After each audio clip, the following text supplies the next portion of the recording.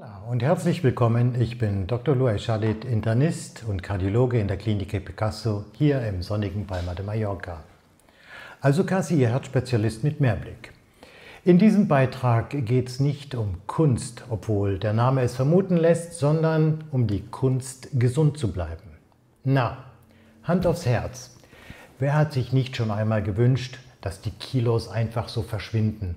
Kein Diätfrust, kein Kalorienzählen, einfach puff, schlank über Nacht. Genau das versprechen Ihnen die sogenannten Abnehmspritzen.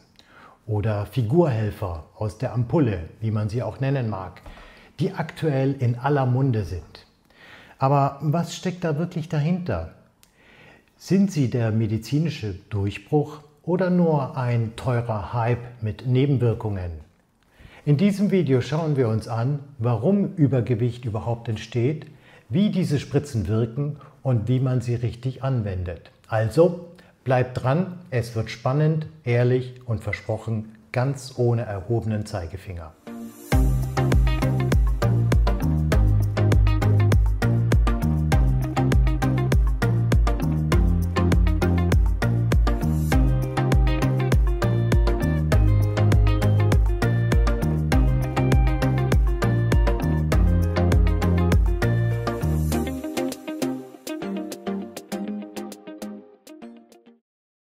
Bevor wir über die Gewichtsreduktionsmedikamente sprechen, sollten wir erst einmal verstehen, warum so viele Menschen überhaupt mit Übergewicht kämpfen.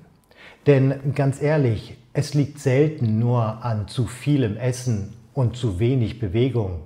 Unser Stoffwechsel, Hormone, Gene, Stress, Schlafmangel, all das spielt eine große Rolle. Adipositas ist also keine Frage der Disziplin, sondern eine komplexe Erkrankung. Und genau hier setzen die modernen Abnehmspritzen an. Sie greifen in die körpereigene Regulation von Hunger und Sättigung ein, quasi wie ein kleines Reset für das Hungergefühl. Klingt spannend. Dann schauen wir uns doch mal an, wie das Ganze funktioniert. Fettlebigkeit in der Medizin, Adipositas genannt, ist in vielen Ländern einer der zentralen gesundheitlichen Herausforderungen des 21. Jahrhunderts. Sie betrifft Millionen Menschen und ist eng verbunden mit Erkrankungen wie Diabetes, Bluthochdruck, Herz-Kreislauf-Leiden und einigen Krebsarten. Mein Ziel ist es, aufzuklären über Ursachen, Risiken, aber auch über Wege der Prävention und Behandlungsoptionen. Ich lade Sie ganz herzlich ein, sich offen und ernsthaft mit den Fakten auseinanderzusetzen und mit mir gemeinsam über Lösungen nachzudenken. Adipositas, auch Fettleibigkeit genannt, bezeichnet einen Zustand, bei dem ein Mensch deutlich mehr Körperfett hat, als gesundheitlich zuträglich ist. In der Regel gilt jemand als adipös, wenn sein Body Mass Index über 30 liegt. Sie ist kein Stigma, sondern eine chronische Erkrankung. Schauen wir uns an, wie es überhaupt zu Adipositas kommt und warum so viele Menschen betroffen sind und was wir selbst tun können, damit unser Motor wieder rund läuft. Was sind die Ursachen für Gewicht und Fettleibigkeit? Wer glaubt, Übergewicht sei nur eine Frage der Disziplin, hat wohl noch nie spät abends allein vor einem Kühlschrank gestanden, der flüsternd sagt, komm schon, nur ein kleines Stück Käse. Fettleibigkeit ist keine simple Rechenaufgabe aus Kalorien rein, Kalorien raus. Sie ist ein komplexes Zusammenspiel aus Genen, Hormonen, Umwelt, Stress und manchmal schlichtweg zu gutem Essen. Wenn wir uns also über die Ursachen des Übergewichts oder gar der Fettleibigkeit Gedanken machen, sollten wir uns nicht schuldig fühlen, sondern verstehen, warum der Körper manchmal hartnäckiger an seinen Reserven festhält als ein Eichhörnchen im Winter. Neben ungesunder Ernährung und Bewegungsmangel spielen mehrere Faktoren eine ganz zentrale Rolle. So fördert chronischer Stress und psychische Belastung bestimmte hormonelle Veränderungen, wie zum Beispiel die Erhöhung des Stresshormons Cortisol, welches zu Heißhunger führt und den Appetit und die Fettspeicherung steigert. Auch Schlafmangel verändert die Hunger- und Sättigungshormone und begünstigt somit das Übergewicht. Medikamente wie Antidepressiva, Antipsychotika oder Cortison können eine Gewichtszunahme verursachen. Genetische Veranlagungen verstärken ebenfalls die Anfälligkeit. Vergessen wir nicht die sozioökonomischen Faktoren wie niedriges Einkommen, Bildungszustand und eingeschränkter Zugang zu gesunder Ernährung. Auch diese erhöhen das Risiko einer Fettsucht. Zudem begünstigt die moderne Arbeitswelt durch Bildschirmarbeit, ständige Verfügbarkeit von hochkalorischen Snacks und urbanen Lebensstil eine Umgebung, die Fettleibigkeit strukturell fördert. Adipositas kommt selten allein. Sie bringt gern Freunde mit. Leider sind das keine Netten wie Optimus oder gute Laune, sondern eher ungebetene Gäste wie Bluthochdruck, Diabetes, Gelenkschmerzen.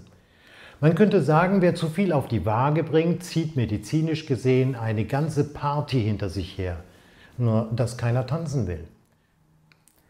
Zusammengenommen zeigt sich also, dass Adipositas nicht nur ein Gewichtsproblem ist, sondern eine komplexe systemische Erkrankung ist, die nahezu jedes Organ belasten und die Lebensqualität erheblich beeinträchtigen kann. Die Schlankdspritzen oder medizinisch ausgedrückt die medikamentöse Unterstützung zur Gewichtsreduktion, für viele klingt das wie der heilige Gral der Diätwelt. Einmal pieksen, Pfunde weg. Problem gelöst. Endlich Schluss mit Salatblättern, Kalorienzählen und schlechtem Gewissen nach dem Stück Kuchen. Doch bevor wir alle die Gabel gegen die Nadel tauschen, sollten wir uns fragen, ist das wirklich der Durchbruch?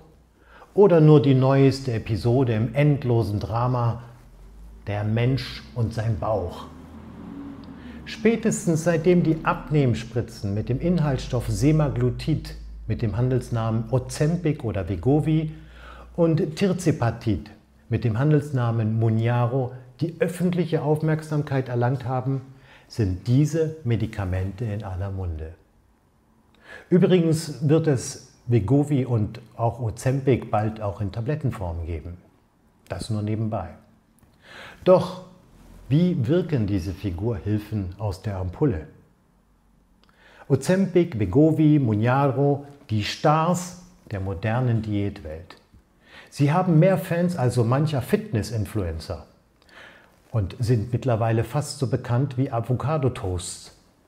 Doch was passiert eigentlich im Körper, wenn man sie spritzt? Ist das Zauberei, Hexerei oder nur einfach Biochemie mit einem Hauch von Marketing? Werfen wir also mal einen Blick hinter die Kulissen dieses hormonellen Blockbusters, und zwar ganz ohne Spoiler. Der gesamte Ablauf vom ersten Hungergefühl bis zum angenehmen Sättigungszustand ist ein fein abgestimmtes Zusammenspiel zwischen Gehirn und Körper. Diese Zusammenarbeit wird durch ein sehr komplexes Steuerungssystem geregelt, das man als neuroendokrines System bezeichnet. Ein besonders wichtiges Hormon in diesem System ist das Glucagon-like Peptid 1, kurz GLP-1 genannt. GLP-1 ist ein körpereigenes Hormon, das nach dem Essen im Darm gebildet wird. Es gehört zu den natürlichen Botenstoffen, die unser Körper helfen, den Blutzuckerspiegel zu senken bzw. zu regulieren und den Appetit zu steuern. Wie wirkt GLP-1 im Körper? Und damit auch, wie wirken diese Medikamente wie Ozempic, Wegovy und Mounjaro? Nun, GLP-1 sendet an das Gehirn ein Signal, du bist satt. Dadurch nimmt der Appetit ab. Gleichzeitig regt es in der Bauchspeicheldrüse die Ausschüttung von Insulin an, das den Blutzucker senkt und hemmt die Freisetzung von Glucagon, das den Blutzucker sonst wieder ansteigen lassen würde. Nach einer Mahlzeit steigt der GLP-1-Spiegel im Darm und auch im Blut an und das ist für den Körper das Zeichen, es ist genug Energie da, du bist satt. Außerdem sorgt GLP dafür, dass der Magen sich langsamer entleert. Das Essen bleibt also länger im Magen, wodurch das Sättigungsgefühl länger anhält und man automatisch weniger isst. Fassen wir noch einmal zusammen. Diese sogenannten Abnehmspritzen enthalten einen Wirkstoff, der dafür sorgt, dass das natürliche Hormon GLP-1 im Körper länger und stärker wirken kann. Dadurch bleibt der Blutzucker besser im Gleichgewicht, der Appetit nimmt ab und man isst automatisch weniger. Medikamente wie Wegovy oder Ozempic oder Mounjaro nutzen also genau diesen Effekt. Sie ahmen die Wirkung von GLP-1 nach und verlängern sie, sodass der Körper länger das Gefühl hat, ich bin satt, mir geht es gut, ich brauche gerade keine Energiezufuhr mehr. Welche Maßnahmen sollten wir denn bei der Verwendung der Abnehmspritzen einhalten? Die Abnehmspritze alleine ist ein bisschen wie Fitnessstudio-Abo. Sie wirkt nur dann, wenn man auch mitmacht. Wer denkt, man könnte sich einfach spritzen und zurücklehnen und beim Netflix-Marathon Kalorien verbrennen, der wird enttäuscht sein. Denn auch mit Ozempic, Wegovy und Mounjaro gilt, die Nadel ersetzt weder Bewegung noch Gemüse. Schauen wir uns also an, welche zusätzlichen Maßnahmen nötig sind, damit die Spritze nicht nur den Arm, sondern wirklich das Leben verändert. Begleitmaßnahmen sind also ganz wichtig, weil sie erstens die Wirkung der Abnehmspritzen verstärken, zweitens helfen sie, das erreichte Gewicht zu halten und den gefürchteten Jojo-Effekt nach dem Absetzen abzumildern und drittens die Muskelmasse und damit auch die körperliche Leistungsfähigkeit schützen. Zahlreiche Studien zeigen, die besten Ergebnisse entstehen, wenn Ernährung, Bewegung, Schlaf und Stressmanagement konsequent kombiniert werden. Dann verstärken sich ihre positiven Effekte gegenseitig und führen nicht nur zu einer erfolgreichen Gewichtsabnahme, sondern auch zu mehr Energie, Ausgeglichenheit und Lebensqualität. Mit welchen möglichen Nebenwirkungen muss man denn rechnen? Wer schön schlank sein will, muss manchmal ein bisschen leiden. Und bei den Abnehmspritzen heißt das nicht Muskelkater, sondern eher Magengewitter. Denn so wirkungsvoll Ozempic, Wegovy oder Mounjaro auch sind, sie haben ihren ganz eigenen Humor. Sie sorgen dafür, dass man plötzlich kein Interesse mehr am Lieblingsessen hat oder dass der Magen Achterbahn fährt, obwohl man nur auf der Couch sitzt. Wer also glaubt, Abnehmen sei jetzt ganz easy, sollte wissen, auch hier gibt es kein Happy Meal ohne Nebenwirkungen. Zu Beginn einer Therapie mit den modernen Abnehmspritzen kommt es also häufig zu Beschwerden wie Übelkeit oder Magen-Darm-Problemen, also Bauchschmerzen, Sodbrennen, Durchfall oder auch Verstopfung, was für viele Patienten und Patientinnen zunächst belastend sein kann. Warum sollte man bei den Abnehmspritzen mit einer niedrigen Dosis beginnen? Nun, bei den Abnehmspritzen gilt das Gleiche wie bei Chili. Wer gleich zu scharf einsteigt, der bereut es sehr schnell. Eine niedrige Dosis zum Start ist also kein Zeichen von Schwäche, sondern pure Klugheit. Der Körper muss sich erst an die hormonelle Achterbahnfahrt gewöhnen, sonst reagiert er beleidigt mit Übelkeit, Schwindel oder Bauchdrama. Langsam steigern heißt hier sanft abnehmen, statt spektakulär zu scheitern. Um die Rate der Nebenwirkungen zu reduzieren, ist also ein langsames Eindosieren erforderlich, insbesondere um Beschwerden wie Übelkeit und Magen-Darm-Beschwerden oder Sodbrennen, Durchfall oder Verstopfung zu verringern. Ozempic und Wegovy werden in der Regel mit 0,25 Milligramm wöchentlich eingeleitet und langsam bis zur Erhaltungsdosis gesteigert. Mounjaro beginnt bei 2,5 Milligramm wöchentlich und wird ebenfalls schrittweise angepasst. Alle Präparate werden nur einmal pro Woche gespritzt und die genaue Dosierung erfolgt individuell nach ärztlicher Vorgabe. Bei der Anwendung der modernen Abnehmspritzen ist es also sehr wichtig, einige Grundregeln einzuhalten, um die Therapie sicher und wirksam zu gestalten. Jede Dosisstufe sollte mindestens 4 Wochen beibehalten werden, damit sich der Körper anpassen kann und Nebenwirkungen nicht unnötig verstärkt werden. Eine Steigerung sollte immer nur dann erfolgen, wenn die aktuelle Dosis gut vertragen wurde. Und falls Magen-Darm-Beschwerden wie Übelkeit oder Völlegefühl stehen bleiben, ist es oft besser, die Dosis länger zu halten oder sogar manchmal einmal zurückzugehen. Ebenso entscheidend ist, dass die Injektion niemals häufiger als einmal pro Woche erfolgt, da ein zu kurzes Intervall nicht nur zu einem besseren Effekt, sondern eher zu mehr Nebenwirkungen führt. Auch wenn es banal klingt, die Anwendung sollte immer am gleichen Wochentag stattfinden, weil eine klare Routine nicht nur die Wirksamkeit stabilisiert, sondern auch die Therapietreue verbessert. Und dann kommt noch die Frage, die früher oder später immer kommt, meist mit einem hoffnungslosen Blick. Muss ich das jetzt mein Leben lang spritzen? Leider funktioniert die Abnehmspritze nicht wie ein Zaubertrank aus Hogwarts, der für immer wirkt. Sobald man sie absetzt, vergisst der Körper erstaunlich schnell seine guten Vorsätze und ruft die alten Fettzellen zurück aus dem Ruhezustand. Ob also lebenslang oder nur vorübergehend, das klären wir jetzt ganz ohne Märchen, aber mit einem Schuss Realitätssinn.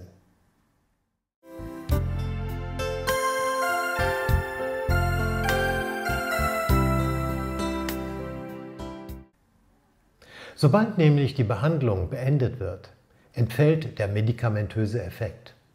Gesteigerte Sättigung, verlangsamte Magenentleerung und reduzierte Kalorienaufnahme gehen zurück. Nach dem Absetzen von Semaglutid, also Präparaten wie Ozempic oder Wegovy, sehen wir oft, dass Übergewichtige innerhalb eines Jahres einen großen Teil des zuvor verlorenen Gewichtes wieder auf den Rippen haben. Im Durchschnitt rund 2/3. Und wie erwartet, verschlechtern sich dann auch die wichtigen Stoffwechselparameter wie der Langzeitblutzuckerparameter HbA1c, der Blutdruck und die Blutfette, die sich während der Therapie schon deutlich gebessert hatten. Das verdeutlicht also sehr klar, dass die Abnehmspritzen nur symptomatisch wirken, also solange wir diese anwenden, aber keine Heilung im eigentlichen Sinne darstellen. Aus meiner Sicht ist das ein entscheidender Punkt für die Aufklärung von Patienten und Patientinnen. Wer eine solche Therapie beginnt, sollte wissen, dass der Effekt an die Einnahme gebunden ist und mit dem Absetzen in aller Regel wieder verloren geht. Für viele Patientinnen und Patienten wird demnach eine langfristige oder sogar dauerhafte Therapie mit der Abnehmspritze notwendig sein. Ob es ein lebenslanges Konzept braucht, hängt allerdings auch stark von individuellen Fällen ab. Entscheidend ist das Ausmaß des Übergewichts, die vorhandenen Begleiterkrankungen wie Diabetes oder koronare Herzerkrankung, die Disziplin und Konsequenz bei den Lebensstiländerungen sowie die Frage, wie gut die Medikamente vertragen werden und auch, nicht unwichtig, ob die Kosten tragbar sind. Ich persönlich sehe darin eine Parallele zu anderen Volkskrankheiten. Niemand würde bei Bluthochdruck ernsthaft empfehlen, die wirksamen Medikamente nach einem halben Jahr wieder abzusetzen, nur weil der Blutdruck sich gebessert hat. Ich kann es nicht oft genug sagen. Die Abnehmspritze ist also ein Werkzeug, kein Ersatz. Nur in Kombination mit Lebensstiländerungen, medizinischer Kontrolle und psychologischer Unterstützung wird sie nachhaltig wirken. Warum ist eine psychologische und soziale Unterstützung sehr wichtig, um diesen Jojo-Effekt zu unterbinden? Der Jojo-Effekt ist wie ein schlechter Ex. Kaum denkt man, man sei ihn los, steht er plötzlich wieder vor der Tür und diesmal mit noch mehr Gepäck.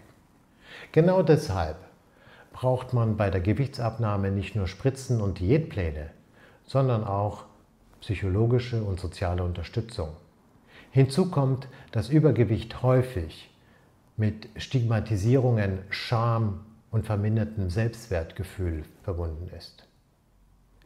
Gegen Heißhunger, Frustressen und alte Gewohnheiten hilft manchmal kein Medikament, sondern ein gutes Gespräch oder jemand, der einen rechtzeitig vom Kühlschrank wegzieht. Eine begleitende psychologische Unterstützung hilft euch also, dran zu bleiben und den therapeutischen Nutzen der Spritzen voll auszuschöpfen. Kurz gesagt, die Spritze alleine macht nicht schlank.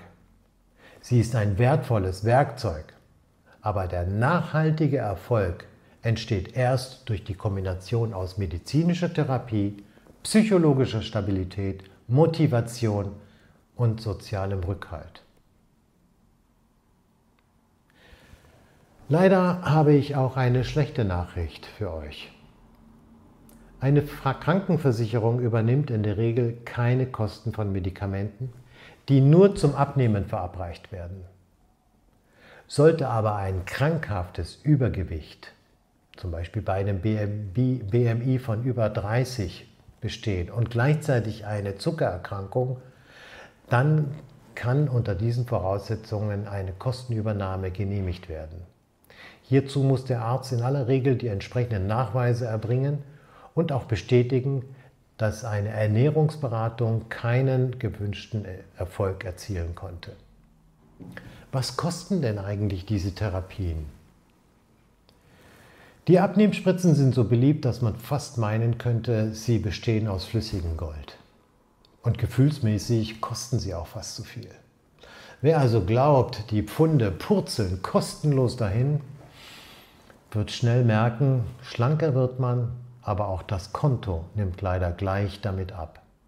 Leider halten viele Menschen die Therapie nur so lange durch, bis nicht nur die Pfunde, sondern auch das Konto schlanker geworden ist. Meistens nach 6 bis 12 Monaten ist Schluss. Die Einnahmedauer hängt also weniger von Durchhaltevermögen als oft vom Geldbeutel ab. Zumindest solange die Krankenkasse nicht mitspielt. Und wer dann noch tapfer weitermacht, scheitert manchmal an den Nebenwirkungen. Oft, weil die Dosis schneller steigt als die Geduld. Am Ende bleibt also zu sagen, die sogenannte Abnehmspritze hat zweifellos das Potenzial, ein Gamechanger in der Medizin zu sein.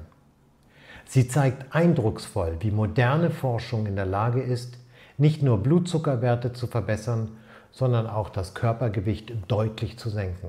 Und das ohne tägliche Kalorien zu zählen oder die Waage mit bösen Blicken zu strafen. Aber sie ist kein Zauberstab, der sämtliche Probleme in Handumdrehen löst. Wer glaubt, sich damit den Schokoriegel ungestraft jeden Abend gönnen zu können, wird schnell feststellen, auch die beste Spritze kann die Gesetze von Biologie und Lebensstil nicht aushebeln. Die Spritze kann so einiges, aber sie ersetzt weder die Laufschuhe im Schrank noch das Gemüse im Kühlschrank. Sie ist eher wie ein guter Personal Trainer. Man muss trotzdem noch mitmachen, sonst wird das nichts. Oder etwas salopp formuliert, die Spritze kann helfen, den Berg kleiner zu machen. Hochlaufen musst du aber diesen Berg am Ende trotzdem selbst. Mein Appell zum Schluss: Lass dich nicht von Schlagzeilen oder Social Media blenden. Frag lieber deinen Arzt, was für dich persönlich sinnvoll und sicher ist. Und behalte im Hinterkopf, kein Medikament ersetzt einen gesunden Lebensstil. Aber es kann ein wertvoller Begleiter auf dem Weg zu einer gesünderen und hoffentlich längerem Leben sein. Ich danke für eure Aufmerksamkeit. Wenn euch das gefallen hat, lasst mir gerne einen Daumen da. Und wer nichts verpassen will, abonniert am besten gleich den Kanal. Das ist die einzige Spritze, die wirklich kostenlos wirkt.